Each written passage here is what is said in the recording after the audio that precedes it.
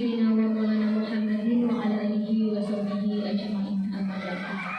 Yang kami hormati Ibu Kepala Sekolah SD Negeri 36 Talang Ubi, yang kami hormati Bapak Ibu rekan Dewan Guru SD Negeri 36 Talang Ubi, yang alhamdulillah sudah berkenan meluangkan waktunya untuk berkumpul untuk mengikuti kegiatan kita pada siang hari ini.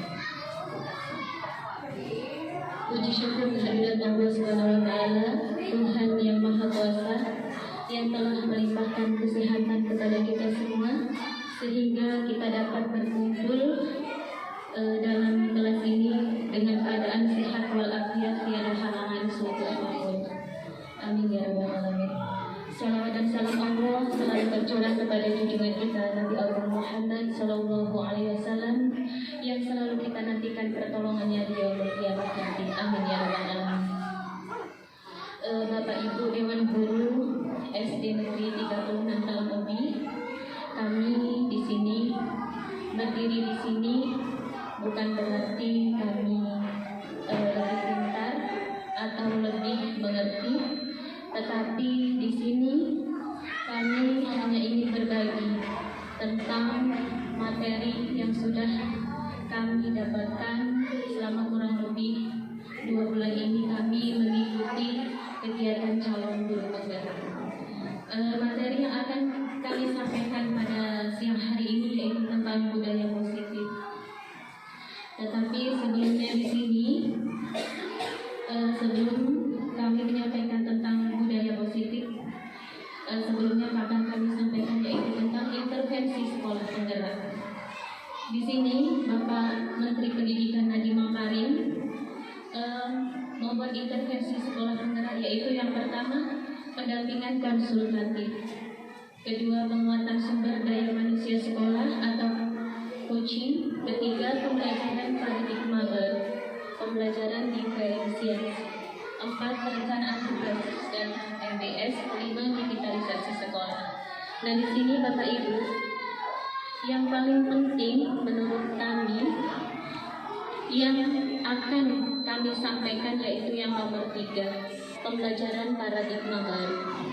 Karena setelah kami mengikuti pelatihan ini, kegiatan pembelajaran yang sudah kita laksanakan sebelumnya itu saya rasa masih kurang tepat. Nah maka dari itu untuk kedepannya akan kita perbaiki bersama, yaitu pembelajaran paradigma baru. Selanjutnya yaitu perencanaan berbasis data MBS dan digitalisasi sekolah. Nah ini juga sangat penting sekali karena guru itu nantinya akan dituntut untuk melakukan pembelajaran secara digital.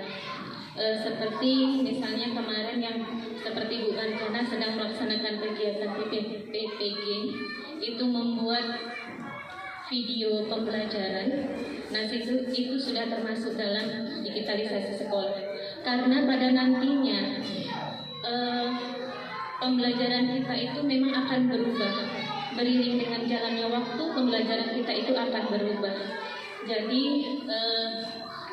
apa yang sudah kita ajarkan selama ini itu memang harus dirubah untuk siswa-siswa ke depannya. Karena 10 tahun yang akan datang itu siswa pasti akan berubah, jangan juga akan lebih banyak lagi dibandingkan dengan sekarang ini. Nah ini kaitannya dengan materi kita, yaitu tentang budaya positif. Di sini budaya positif adalah perwujudan dari nilai-nilai atau keyakinan universal yang diterapkan di sekolah. Menurut Ki Hajar Dewantara, Bapak Ibu, kita seorang guru ini adalah diibaratkan seorang petani yang menanam padi atau menggarap sawah. Nah jadi di situ kita itu hanya bisa menuntun tumbuhnya padi, benih-benih padi yang kita semai tidak mungkin bisa kita rubah menjadi tumbuhan yang lain, tetap padi. Di sini tugas kita itu memperbaiki kondisi tanah, memperbaiki ekosistemnya, yaitu memberi pupuk dan air, membasmi ular-ular dan jamur yang mengganggu hidup tanaman padi. Nah jika selama ini kita itu mengajar, saya terutama kita itu bukan menuntun, tapi menuntut. Kita memberikan materi kepada siswa. Misalnya soal matematika ini, kita tuntut anak harus bisa. Nah, padahal menurut Ki Hajar Dewantara, kita itu tidak boleh menuntut, tetapi harus menuntut. Nah, seperti itu. Selanjutnya, ini adalah materi yang akan disampaikan pada siang hari ini. Perubahan paradigma. Di sini kita memiliki ilustrasi, yaitu kegiatan kepala tangan. Silahkan di sini Bapak Ibu membayangkan sedang mengepalkan tangan Bapak Ibu. Di dalamnya, di dalam tangan ini itu berisi sebuah benda yang benar-benar sangat berharga. Misalnya Ibu Novi sedang mengepalkan tangan. Nah, di dalamnya berisi cincin kawin Ibu Novi Tasari. Nah, di sini Ibu Rosa yang ada di sebelah Ibu Novi berusaha meminta kepada Ibu Novi untuk membuka kepalan tangan tersebut. Kira-kira apa yang akan Ibu Rosa lakukan kepada Ibu Novi? Nah, di sini misalnya Ibu Rosa pasti akan mengancam, silakan dibuka. Kalau tidak, nanti akan seperti ini. Nah, seperti itu. Kedua, memberikan pujian misalnya, atau akan memberikan penghargaan. Tolong Bu Novi dibuka, seandainya nanti kamu membuka kepala tangannya, nanti akan saya berikan hadiah sekian. Nah, misalnya seperti itu. Nah, tetapi di sini yang memiliki keinginan, meskipun Ibu Novi sudah dipaksa, diancam, bahkan akan diberi hadiah, jika Ibu Novi tidak ingin membuka tangannya, itu tidak akan terbuka. Begitulah dengan siswa. Jadi yang memiliki kontrol atau keinginan itu adalah diri kita sendiri. Kita tidak bisa mengontrol orang lain seperti itu. Jadi Bu Novi itu membuka tangannya memang karena keinginan dari Ibu Novi, bukan karena dari ancaman atau hadiah yang akan diberikan oleh Ibu Rosa. Seperti itu. Nah, jadi apa hubungannya untuk budaya positif? Nah, di sini selama ini Bapak Ibu,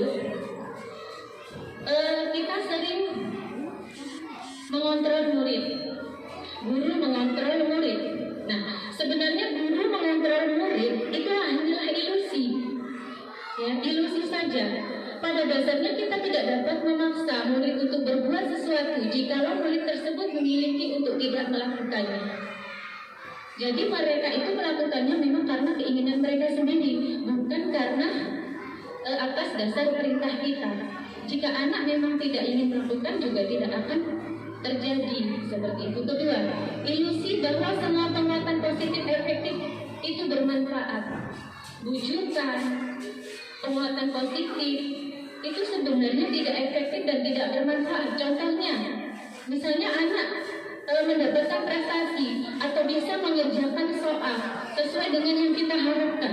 Kita memberi penguatan, kamu pintar sekali, kamu baik, ya. Pasti kita seperti itu kan kadang dengan siswa. Tetapi itu sebenarnya adalah hal yang tidak baik untuk mengontrol siswa. Penguatan positif atau bujukan. Nah, seperti itu. Karena itu nanti tidak akan berjangka panjang Bapak Ibu, hanya berjangka pendek. Selanjutnya di sini, ilusi bahwa kritik membuat orang merasa bersalah dapat menguatkan karakter. Nah, kita sering sekali mengkritik siswa. Misalnya, kamu kok gini, padahal sudah Ibu katakan kan tadi, duduk yang rajin, duduk yang rapi. Nah, seperti itu, masih saja kamu susah dibilangin. Nah, seperti itu. Itu adalah ilusi bahwa kritik membuat orang merasa bersalah dapat menguatkan karakter. Sebenarnya itu tidak, Bapak Ibu. Itu adalah identitas yang gagal, ya. Karena anak nanti tidak akan anak nanti jika dia merasa dikritik, merasa bersalah, mentalnya itu akan terganggu. Maksudnya anak itu akan merasa malu dengan kawan-kawan yang lain, seperti itu. Ilusi bahwa orang dewasa memiliki hak untuk memaksa. Nah, ini biasanya kita sering sekali melakukan hal ini, yaitu laksanakan, kalau tidak nanti kamu ibu hukum, kerjakan PR-nya, kalau tidak nanti kamu ibu hukum. Nah, seperti itu yang sering sekali kita lakukan. Nah, itu adalah hanya ilusi karena anak-anak itu melakukan tindakan apa yang kita inginkan itu karena takut dihukum, bukan datang dari dalam diri anak tersebut. Nah, jadi kaitannya ini Bapak Ibu. Nah, di sini teori stimulus respon. Realitanya di sini yang sering kita laksanakan itu bahwa anak memiliki kebutuhan yang sama dalam satu kelas yang siswanya ada 25 siswa. Biasanya kita memberikan materi yang sama dengan cara yang sama. Padahal di sini sebenarnya realita kebutuhan anak-anak itu berbeda. Ada yang anak belum bisa membaca, ada anak yang sudah lancar membaca, dan ada anak-anak yang sedang-sedang saja sudah bisa baca tapi belum lancar. Nah, seperti itu. Semua orang melihat yang sama, setiap orang memiliki gambaran berbeda.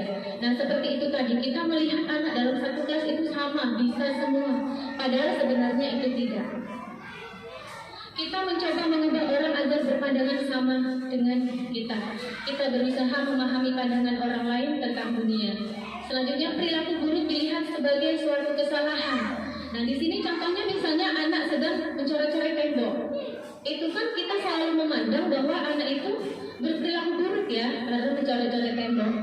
Tetapi menurut teori yang sudah teori kontrol yang kami pelajari, di sini semua perilaku memiliki tujuan. Jadi anak-anak yang mencoret-coret tembok itu dia memiliki tujuan, misalnya ingin memperindah, padahal kan mencoret-coret tembok, ya seperti itu. Nah, orang lain bisa mengontrol saya. Hanya Anda yang bisa mengontrol diri Anda. Nah, seperti tadi yang sudah saya sampaikan bahwa yang bisa mengontrol diri kita itu adalah kita sendiri, bukan orang lain. Seperti murid, guru tidak bisa mengontrol murid, tapi murid sendiri yang bisa mengontrol dirinya. Dia mau melakukan atau tidak, dia mau melaksanakan atau tidak, itu adalah murid yang bisa. Itu ya. Kita lanjutkan. Makna disiplin. Di sini tujuan dari disiplin positif menanamkan motivasi pada murid-murid kita, yaitu untuk menjadi orang yang mereka inginkan dan menghargai diri sendiri dengan nilai-nilai yang kita percaya. Nah, jadi kata disiplin di sini, kata disiplin yang kita ketahui selama ini adalah aturan, Bu ya. Aturan, tapi di sini makna disiplin itu adalah sebenarnya belajar. Siswa yang disiplin itu kalau kita selama ini kita tahu itu siswa yang patuh. Sebenarnya tidak. Di sini disiplin itu adalah belajar, ya. Nah, jadi ketika murid-murid kita memiliki motivasi tentang disiplin, mereka telah memiliki motivasi intrinsik. Intrinsik itu dari dalam. Jadi memang siswa itu memiliki keinginan dari dalam, bukan karena paksaan kita tadi. Nah, bagaimana caranya? Nanti caranya ya. Nah, motivasi yang tidak akan terpengaruh pada adanya hukuman atau hadiah. Nah, itu tadi. Jadi motivasi yang dari dalam itu adalah motivasi yang muncul dari dalam diri siswa tersebut. Dia tidak terpengaruh dengan adanya hukuman atau hadiah dari kita. Nah, itu yang harus kita rubah dan harus kita tanamkan kepada murid-murid kita saat ini. Sebagai guru kita dituntut harus bisa merubah itu. Ya, jadi kita menanamkan disiplin kepada siswa. Mulai dari sekarang kita jangan lagi dengan hukuman atau hadiah, tapi kita harus bisa tanamkan dari dalam diri siswa, muncul dari dalam diri siswa motivasi itu. Jika motivasi itu muncul dari dalam diri siswa, itu akan berjangka panjang, Bapak Ibu. Tetapi kalau motivasi itu muncul, siswa itu disiplin karena hukuman atau hadiah dari kita, itu hanya akan berjangka pendek pada saat itu juga, tidak untuk kedepannya. Tapi kalau sudah muncul dari dalam diri, Ibu yakin, saya yakin, dimanapun berada, siswa itu akan tetap disiplin. Nah, seperti itu. Lanjut di sini nilai-nilai kebajikan. Nah, disiplin positif dikemukakan oleh Ki Hajar Dewantara. Di sini belajar untuk kontrol diri agar dapat mencapai suatu tujuan mulia yang dianut oleh seseorang yang dinamakan nilai kebajikan universal. Adalah sifat-sifat positif yang merupakan tujuan mulia dari motivasi intrinsik dari dalam diri. Nah, di sini nilai-nilai kebajikan yang akan dicapai setiap anak Indonesia dikenal oleh profil pelajar Pancasila. Yang pertama yaitu beriman dan bertakwa kepada Tuhan Yang Maha Esa dan berakhlak mulia. Selanjutnya mandiri, bernalar kritis, berkebinekaan global, bergotong royong, kreatif. Nah, kalau yang nomor 1 ini saya lihat sudah sangat sering sekali kita terapkan di sekolah kita. Beriman, bertakwa pada Tuhan Yang Maha Esa dan berakhlak mulia. Itu kita sering melaksanakan kegiatan yasinan setiap hari Jumat, sholat zuhur, sholat asar, sholat duha. Itu kita sudah menanamkan nilai-nilai kebajikan. Profil pelajar Pancasila yang nomor 1. Nah, di sini anak dituntut untuk mandiri, bernalar kritis. Nah, selama ini anak-anak kita, Bapak Ibu, di sini kan masih sangat kurang sekali untuk bernalar kritis. Dalam satu kelas mungkin hanya ada beberapa, bahkan 1 atau 2. Jika kita beri soal, anak bisa mengembangkan jawaban sesuai dengan apa yang kita harapkan. Nah, seperti itu. Berkebinekaan global, bergotong royong, dan kreatif. Nah, kreatif, gotong royong juga sudah sering kita laksanakan. Berkebinekaan global ini salah satu contoh sederhananya sudah sering kita lakukan, yaitu misalkan anak-anak makan bersama di dalam kelas. Itu sudah masuk dalam berkebinekaan global. Nah, di sini selanjutnya motivasi perilaku manusia untuk menghindari ketidaknyamanan atau hukuman. Nah, ini masih berkaitan dengan yang tadi, Bapak Ibu. Jadi siswa kita mau melakukan apa yang kita perintah itu karena menghindari hukuman dari kita. Yang B, untuk mendapatkan imbalan atau penghargaan dari orang lain. Nah, misalnya kita menyuruh siswa, anak-anak kerjakan ini, nanti yang benar akan ibu beri bintang, atau akan ibu beri nilai 100, atau akan ibu beri hadiah. Nah, seperti itu. Selanjutnya, untuk menjadi orang yang mereka inginkan dan menghargai diri sendiri dengan nilai-nilai yang mereka percaya. Nah, yang nomor 3 inilah Bapak Ibu yang harus kita terapkan. Memang harus kita laksanakan agar siswa itu bisa menghargai diri sendiri dengan nilai-nilai yang mereka percaya. Nah, apakah anak mau jika tidak kita beri penghargaan atau hukuman? Nah, di situ. Bagaimana caranya? Nah, caranya nanti ya. Selanjutnya, ini adalah caranya dengan membuat keyakinan kelas, ya. Nah, di sini yang harus kita rubah itu bagaimana siswa agar mau menuruti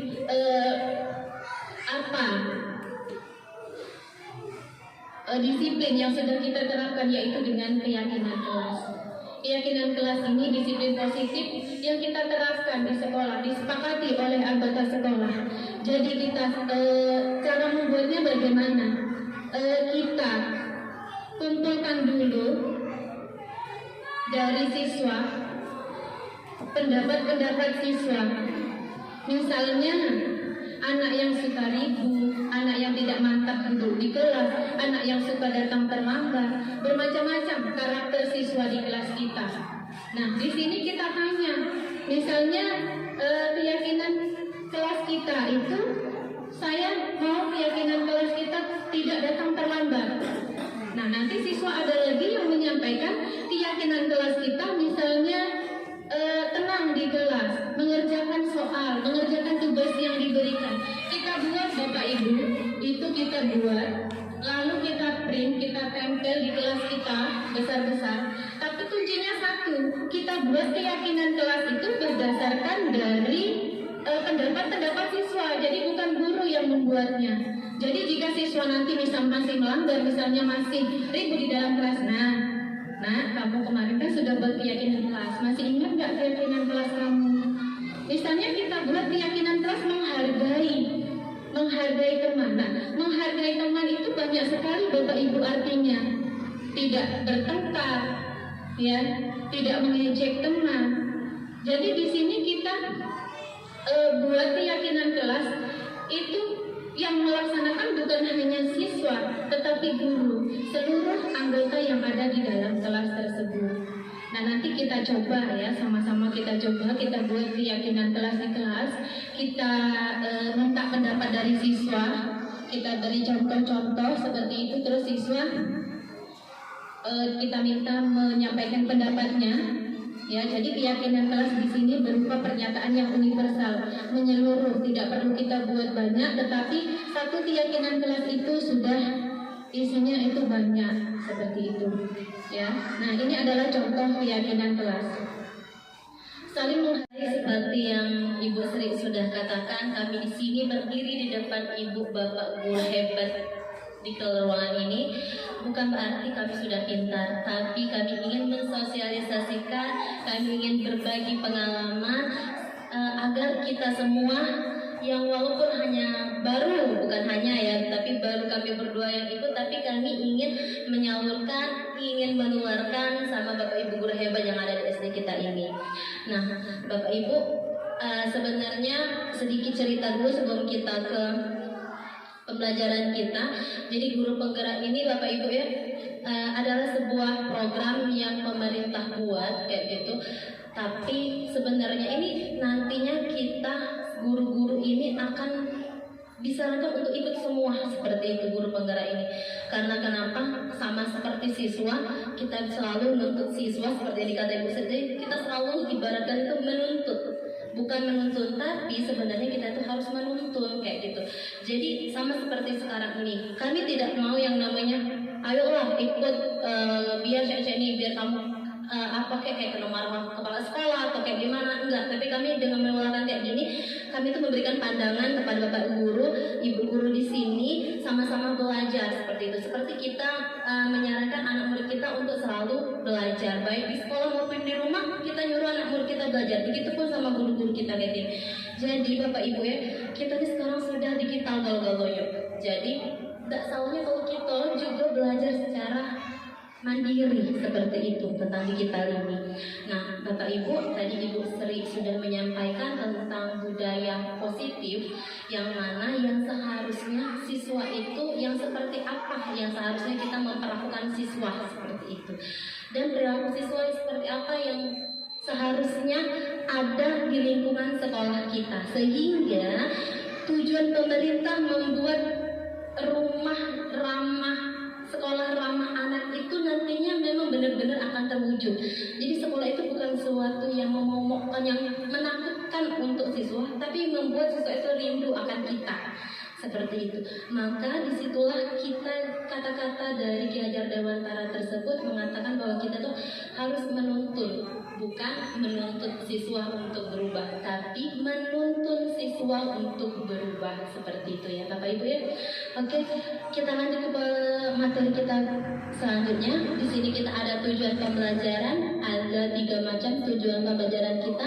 Yang pertama kita nanti akan belajar tentang kebutuhan dasar yang dibutuhkan oleh siswa-siswa kita. Jadi kalau tadi pelajaran tentang siswa-siswa dan siswa, materi yang saya akan bawakan begini, bagaimana kita bertindak sebagai guru agar apa yang tadi kita takutkan, apa sih yang nak dilakukan, kalau beli hukuman tidak boleh, ngasih penghargaan tidak boleh, ujian tadi kata Bu Sri juga tidak boleh, terus nak diapain anak kita ini, saya itu kan. Jadi pada hakikatnya setiap yang dilakukan oleh siswa itu pasti punya tujuan. Anak kita nangis-nangis, tak ada sebabnya nangis-nangis, kita marahi, kita tidak tahu, siapa tahu dia nih tadi butuhnya dia lapar, kan kayak gitu. Jadi itu yang harus kita lakukan di dalam kebutuhan dasar. Nanti kita bahas lagi. Terus yang berikutnya kita akan menganalisis bahwa kita sebagai guru ini punya posisi kontrol. Seperti tadi ada teori kontrol yang diajarkan oleh Ibu Sri, yang disampaikan Ibu Sri tadi. Jadi di sini saya akan menyampaikan tentang teori kontrol ini. Kita sebagai guru mempunyai 5 posisi kontrol untuk mengontrol anak-anak murid kita di sekolah. Terus yang terakhir ini kita nanti akan menanamkan disiplin positif pada murid sebagai bagian dari budaya. Nanti kita akan bagaimana cara menangani murid ya Bapak Ibu ya, cara melihat murid untuk restitusi seperti tadi yang sudah sedikit dibahas oleh sama Ibu Sri ya. Jadi materi kita selanjutnya ini yaitu tentang kebutuhan dasar, 5 posisi kontrol guru, dan segitiga restitusi. Ini yang akan kita bahas pada materi yang akan saya bawakan. Nah Bapak Ibu, materi yang pertama kita mulai. Apa saja kebutuhan manusia yang Bapak Ibu ketahui? Mungkin Bapak Ibu bisa sekadar nggak apa-apa nih sharing nih, kira-kira menurut ibu kita nih sebagai manusia apa sih sebenarnya kita butuhkan? Ada yang bisa boleh mengajukan pendapat? Apa yang kita butuhkan? Nah, hidup ini pasti punya kebutuhan. Ya, cak mana Bu Sari? Uang atau Bu Sari? Selain uang apa lagi yang dibutuhkan untuk hidup kayak gitu? Makan, bener makan. Selain makan, uang apa lagi kita? Iya Bu, papan, bener. Rumah ya Bu ya, bener. Kata Bu rasa tidur, butuh istirahat artinya ya. Bener Bapak Ibu ya. Itu adalah salah satu kebutuhan dasar yang paling dasar yang diomongin sama Bapak Ibu tadi. Perlu duit, perlu makan, perlu rumah tertinggal, Bu perlu istirahat. Itu adalah kebutuhan dasar kita yang pastinya kita butuhkan untuk hidup ya. Nah, pada dasarnya Bapak Ibu, kebutuhan dasar kita itu ada 5. Aku di sini pakai PDF, jadi pas di kok ini tidak bisa karena berhubung banyak gawe, jadi tidak apa lah ya kita pakai yang kayak gini agak-agak jalannya lemot cak siput gitu ya. Jadi kebutuhan dasar kita ada 5. Yang Bapak Ibu sebut ke tadi itu adalah untuk bertahan hidup, benar dan untuk bertahan hidup. Ya, jadi yang Ibu sebut ke tadi, Bapak Ibu sebut ke tadi itu ada yang di tengah-tengah. Jadi kebutuhan dasar kita ada 5. Bertahan hidup itu adalah yang paling pokok. Kalau kata duit, tidak baca hidup puji kita ya, hidup itu butuh duit kata doang, butuh makan, tidak ada tempat tinggal ngemper gitu. Jadi Bapak Ibu itu adalah bagian kebutuhan kita yang paling pokoknya, yaitu bertahan hidup. Pada dasarnya bertahan hidup ini benar yang dipanggil sama Bapak Ibu tadi adalah kebutuhan kita untuk menyambung kehidupan kita yang kita butuhkan setiap hari, yang pasti akan selalu minta dipenuhi seperti itu. Terus yang kedua kita butuh akan kasih sayang dan rasa diterima. Benar nggak itu sebagai kebutuhan kira-kira? Contoh nih kayak ibu P3K yang tahap 2, keluarga lo datang ke sini. Kira-kira di sini perlu nggak kebutuhan akan rasa diterima, akan rasa disayang? Kira-kira waktu nak datang ke SD36 ini pernah ada berpikir kayak mana ya kaget guru-guru di situ terima aku dah ya, aku nak bersikap cak mana lah ya biar bisa diterima? Pernah ada terpikir kayak gitu? Iya ya Bu ya.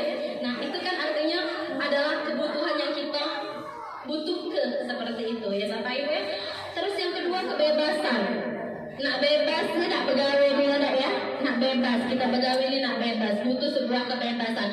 Kalau kita dikit-dikit melangkah dikit lah salah, ke depan salah dikit, ke belakang salah, dia buat aja kami gawekan sama cak siswa kita, ya murid kita di sekolah juga seperti itu Bapak Ibu. Perlu kebebasan, tapi dalam arti kontrol bukan bebas yang tidak terkontrol ya, tapi bebas di sini dengan tadi adanya keyakinan kelas yang sudah kita buat sesuai dengan materi kita yang pertama tadi. Terus yang berikutnya lagi kebutuhan dasar yang keempat yaitu kesenangan. Bapak Ibu, kalau di sekolah kita ini Bapak Ibu tuh ketemu bestie tiap hari sekolah seneng. Apalagi kalau kepala sekolah kita nyasi muka yang ramah tamah, kawan-kawan kerja kita ngasih senyum yang ceria terus, ketemu Bu Junisa nak ketawa bye-bye. Ya jadi pingin kita ke sekolah, kayaknya pingin ke sekolah terus, sama kayak anak murid kita. Jadi Bapak Ibu, kita di sekolah itu saat mengajar, anak murid kita ini butuh kesenangan loh di dalam kelas. Mereka butuh happy di dalam kelas, sehingga mereka tuh tidak takut walaupun ibu gurunya rengek, tapi kalau mereka tuh senang dengan pembawaan kita di dalam kelas, otomatis kebutuhan dasar mereka akan terpenuhi. Seperti itu.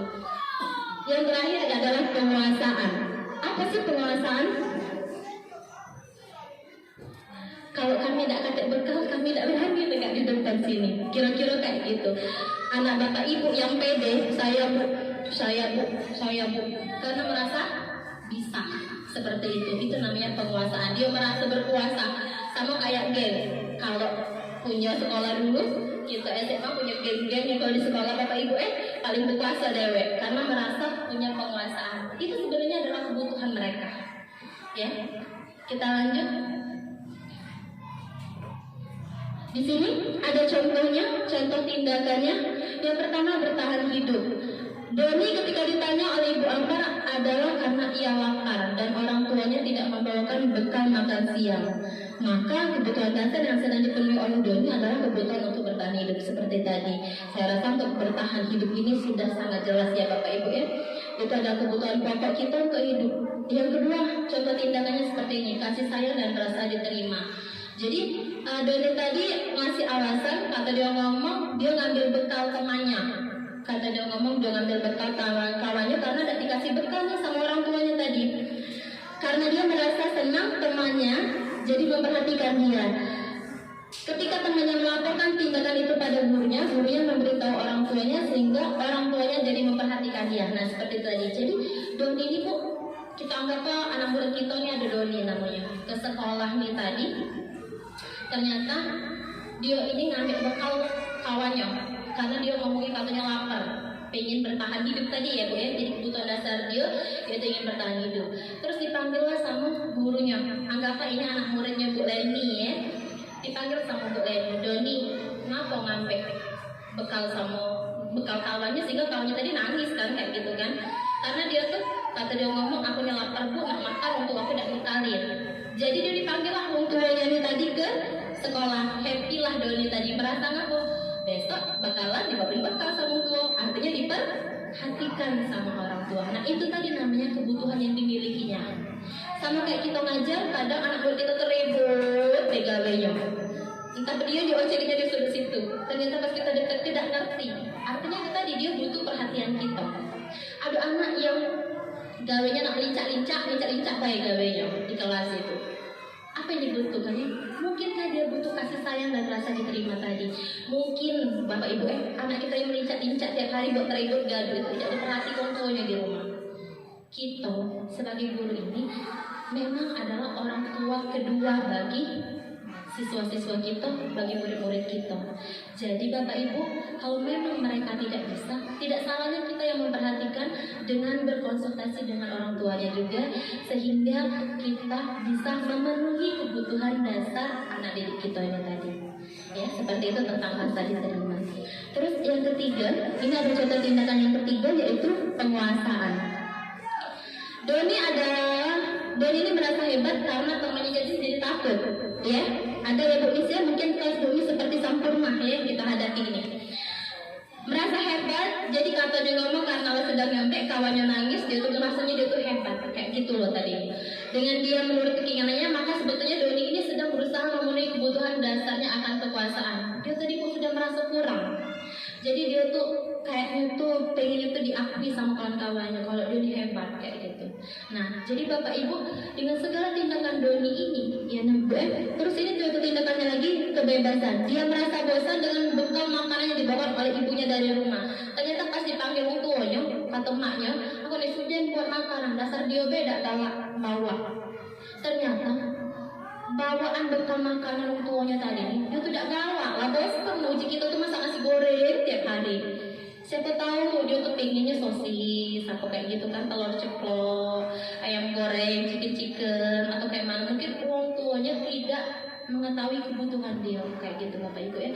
Sama seperti belajar, jadi kita tuh perlu benar-benar menggali tentang kebutuhan dasar siswa, sehingga kita tadi Bu, kalau Bu Sri nyampe ke tadi, kita ini sebagai guru itu adalah petani. Padi yang sudah ditanam tidak mungkin berubah jadi rambutan, pasti jadi padi. Tinggal kita lihat kira-kira di tempat kita nanam ini tadi apa yang dibutuh ke padi ini tadi. Kalau tanahnya kering, kita menanam edo, butuh air, itu kebutuhan dasar. Ya, kalau padinya ini sudah ada air, butuh pupuk untuk tumbuh lebih subur. Itu kasih sayang. Tidak dikasih pupuk, tidak apa-apa. Memang tidak apa-apa, tapi hasilnya yang kita butuhkan kan hasilnya. Nah, seperti itu juga dengan kita yang bertindak sebagai guru untuk menumbuh kembangkan anak didik kita tadi, ibaratnya padi anak didik kita ini tadi. Ya. Ini contoh tindakan yang kelima, yaitu kesenangan ya.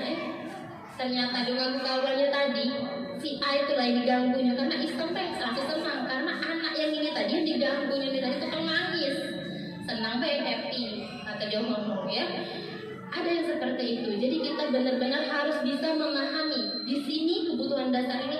Kita itu harus bisa benar-benar bisa harus memahami apa yang diinginkan oleh peserta didik kita, seperti itu. Karena setiap zaman itu berubah.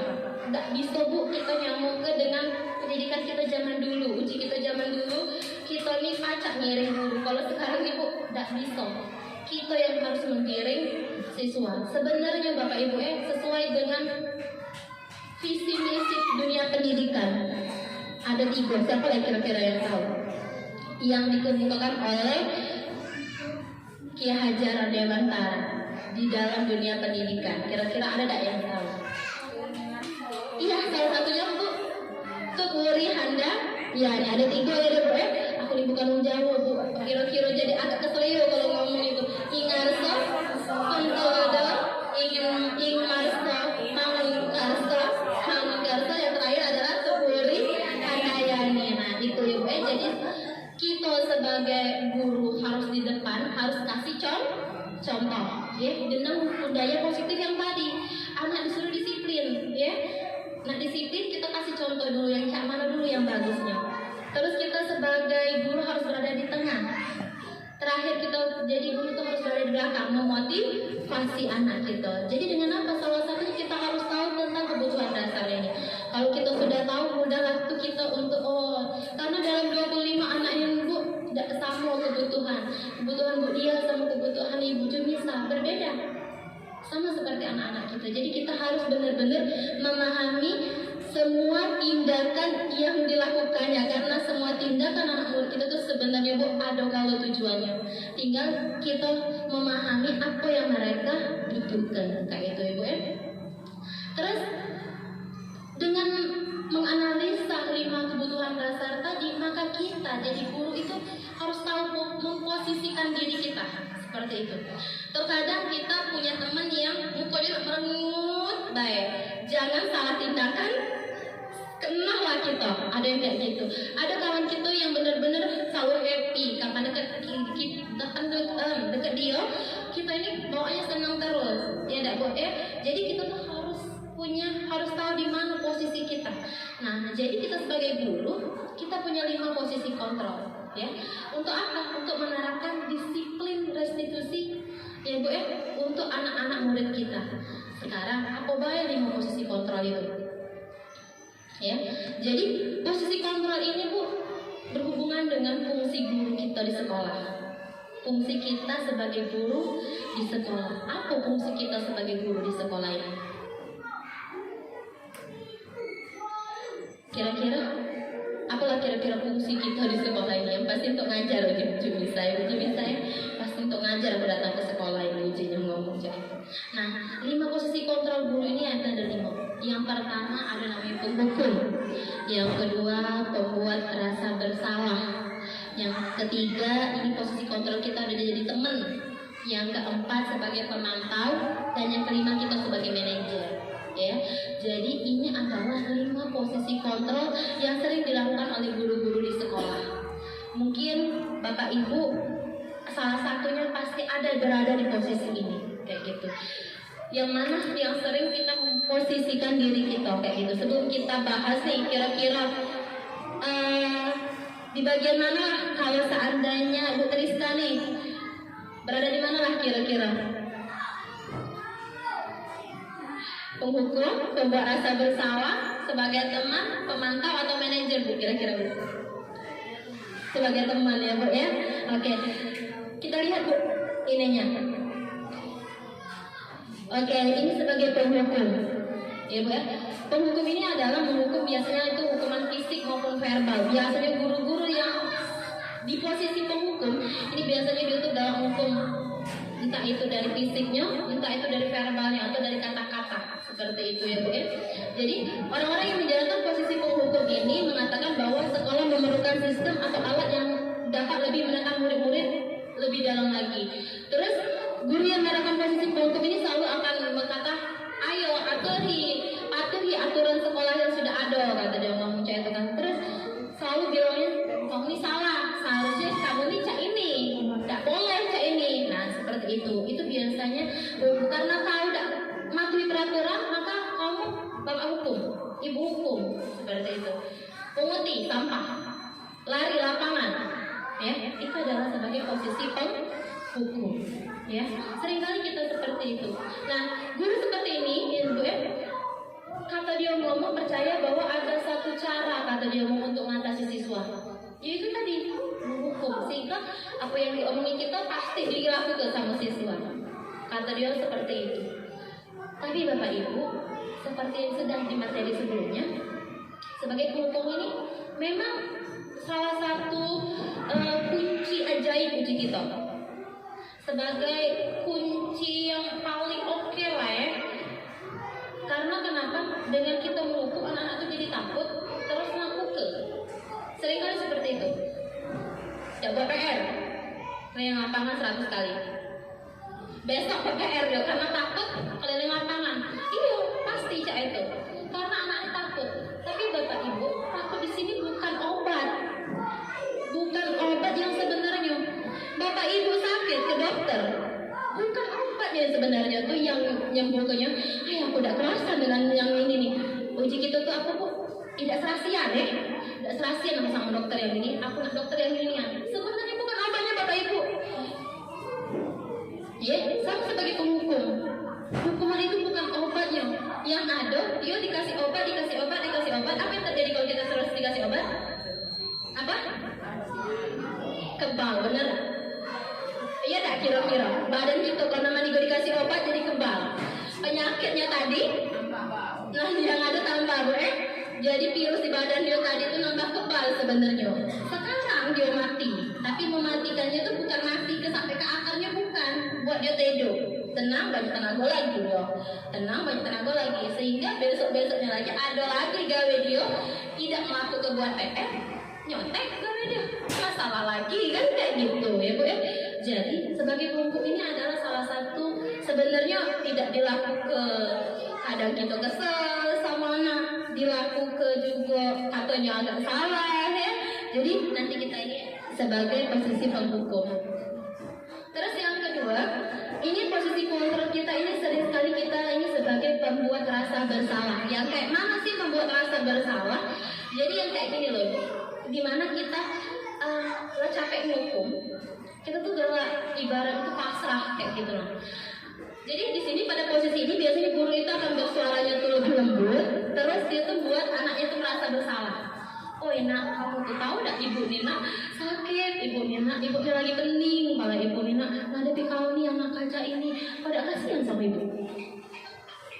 Jadi anak tadi merasanya iba lah sama ibu gurunya tadi, ya. Nah ini adalah kadang tuh ada sering kita lakukan sehingga mereka membuat anak murid kita ini ngerasanya bersalah sudah melakukan sebuah kesalahan seperti itu. Nah, kata-kata yang keluar ini udah bentak-bentak lain dengan penghukum tadi. Kalau penghukum tadi biasanya dia lebih ngebentak-bentak, ngatanya kuat-kuat, ya. Tapi kalau pembuat rasa bersalah biasanya guru-guru tersebut biasanya kayak ngomong, ibu sangat kecewa ya anak dengan kau nih nak. Ngapa kau cak ini nih? Ibu nih nak pening, kalau ibu tiap hari mikir ke kau, besok pagi mikir ke kau, nak cak mana kau ini jadi terpanyang. Itu pembuat rasa bersalah. Terus di posisi ini, ya murid-murid ini akan memiliki penilaian diri yang buruk, sehingga bapak ibu kadang kita untuk melakukan hal ini jika kita benar, tapi ternyata punya dampak kayak gitu loh sebenarnya. Jadi saat kita pembuat rasa bersalah, jika kita sudah benar karena kita tidak marah-marah sama anak murid kita, tapi bapak ibu yang kita lakukan ini sebenarnya punya dampaknya itu ya, sehingga membuat anak didik kita tadi tuh merasa diri dia tuh buruk. Sama cak kita, kalau kita nih bapak ibu nih kita nih pernah kecil juga ya deh. Kalau dia ngomong sama tua, merasa kalau diri kita ini salah kalau tua kita tuh sudah ngomong cak itu, bener kan? Nah kayak gitu juga sama anak-anak kita. Jadi sehingga ya bu ya, jadi sehingga murid-murid kita tadi ini merasa tuh tidak berharga cak itu nah. Apa yang dia lakukan ternyata dia tuh ngerasanya salah. Apa iya ya aku cak ini? Apa iya ya cak ini? Sehingga mereka tuh merasanya tidak pede akhirnya kayak gitu. Nah, ya karena apa? Dia sedang ngecewain orang-orang yang dia sayangi. Sebenarnya dia tuh sayang kok sama kita. Dia tuh buat ulang tadi kata kita tadi mungkin pengen dapat perhatian dari kita kayak gitu. Jadi hal yang ini biasanya ini yang akan berdampak sama murid kita. Terus yang ketiga, kita seringkali memposisikan kita sebagai teman. Nah, guru pada posisi ini tidak akan menyakiti murid, namun tetap berupaya mengontrol murid melalui persuasi. Posisi teman pada guru bisa negatif, bisa juga makan positif. Jadi Bapak Ibu hati-hati untuk yang sebagai teman. Terkadang kita tuh membawa dampak yang positif, terkadang juga bisa membuat dampak yang negatif sebagai teman. Kenapa bisa begitu? Di sini Bu ya, positif di sini hubungan baik yang terjalin antara guru dan murid. Bagian positifnya di sini hubungan kita sama siswa. Kalau kita memposisikan kita sebagai teman, hubungan kita tuh jadi baik sama siswa kita. Siswa kita sebagai dekat, benar. Terus satu yang ngomong di sini, guru di posisi teman menggunakan hubungan baik dan humor untuk mempengaruhi seseorang. Seperti contohnya kita sering ngomong sama siswa kita, ayo nak bantulah, bantulah demi bapak lah ya. Nah ya, kita anggap kita tuh sebagai kawan, anak murid kita tuh sebagai kawan. Nah apa yang negatifnya? Negatifnya dari posisi ini, teman itu, nah itu Bapak Ibu ya, bila suatu saat guru tersebut tidak membantu, maka murid itu akan kecewa. Itulah yang negatifnya. Jadi di bagian positifnya, kita sebagai guru bisa dekat sama anak murid. Itu bagian positifnya kalau kita memposisikan kita sebagai teman. Guru ini adalah sebagai teman. Tapi hal yang negatifnya saat kita tidak lagi bantu anak murid kita ini kecewa sama kita. Contohnya kayak gini. Kalau guru-guru SMP seringkali seperti ini. Kalau anak muridnya tuh telat, soalnya anak muridnya telat kan, kok nih telat ya tadi pelajaran. Iya bu, telat bu, tadi tuh kok mana? Aku ke kantin bu, laparnya bu, ya bu, laparnya bu, lain kali jangan lagi cak itu masuk pelajaran ibu guru yang ini, jangan kok ya. Kalau absen kau kosong, iya bu, jangan lah bu ya, absen aku kosong bu ya sampai ibu ini bu ya. Sudah, lagi ibu urus, lagi ibu ini, ibu tolong kau ya, lagi ibu urus biar absen kau jadinya hadir di kelas ini. Besoknya cak itu lagi, besoknya ada lagi hal yang melakukan, kita tolong lagi. Ya, kita tolong lagi, tidak ngerjain PR. Bu, aku tidak ngerjain PR bu, aku sakit perut bu, dan yang bu, malam tadi sakitnya bu, perut aku meleleh, yang bu sakitnya perut, jadi aku tidak ngerjain PR. Bu, cak mana lah bu, ya sudah. Kalau dia diam kerjakan PR sekali. Karena sebagai teman, dia sebagai teman positif benar, tapi saat kita tidak bisa lagi ngasih dia suatu keringanan, anak murid tadi kan kecewa sama kita. Bu, cak itu ringan, tidak boleh bu, kalau kemarin biasa-biasa itu pacak, ini kecewa karena kita tidak bisa nolong dia lagi. Itu sisi negatifnya. Karena anak kalau sering dijadikan teman seperti ini, mereka jadinya ketergantungan Bapak Ibu. Ini ada sih suatu ketergantungan? Ya, ya bu ya. Anak ini akan tergantung sama kita karena lah biasa kita tolong. Nah, kira-kira bener gak kita di posisi ini? Nah, jadi itu Bapak Ibu ya. Jadi kita tuh harus kami mengajarkan posisi ini sebenarnya biar kita refleksi diri. Sudah benarkah belumkah kita sebagai guru memposisikan kita sebagai guru di dalam kelas seperti itu. Terus yang berikutnya adalah sebagai pemantau. Memantau berarti mengawasi. Oh pasti ada ngomongnya. Pada saat kita mengawasi, kita bertanggung jawab atas perilaku orang-orang yang kita awasi. Posisi pemantau berdasarkan pada peraturan-peraturan dan konsekuensi. Dengan menggunakan sanksi atau konsekuensi, kita dapat memisahkan hubungan pribadi kita dengan murid. Sebagai seseorang yang menjalankan posisi pemantau. Nah, pertanyaannya dia juga seperti kayak gini loh Bu, Bapak Ibu. Kalau pemantau itu sama kayak kita tuh kalau kita tuh ada pengawas kayak gitu. Ya, jadi kita ini sebagai guru nih memantau siswa kita. Kita punya peraturan, kita buat keyakinan kelas. Nah, kita mantau yang sudah digawe ke sama anak murid kita tadi. Sudah benar belum? Kayak gitu. Kalau belum, maka kita makanya seringkali di sini. Nah, terlambat nih anaknya. Nah, peraturannya apa? Atau hari Senin tidak pakai sepatu hitam, pakainya sepatu putih. Nah, peraturan kita apa di sekolah? Tahu tidak peraturan kita di sekolah? Kalau hari Senin harus pakai sepatu apa? Berarti hitam bu. Itu sebagai pemantau. Di sini sih sebenarnya kita sebagai pemantau ini bertindak sebagai hanya mengawasi apa yang sudah dilakukan sama anak murid kita ini sebenarnya sudah benar atau belum dengan peraturan yang sudah ada.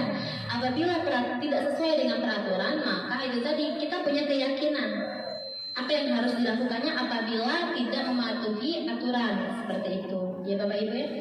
Nah, secara pemantau sangat mengandalkan perhitungan, catatan, data dan sekiannya. Contoh, tidak boleh bawa makanan keluar ke halaman. Ya.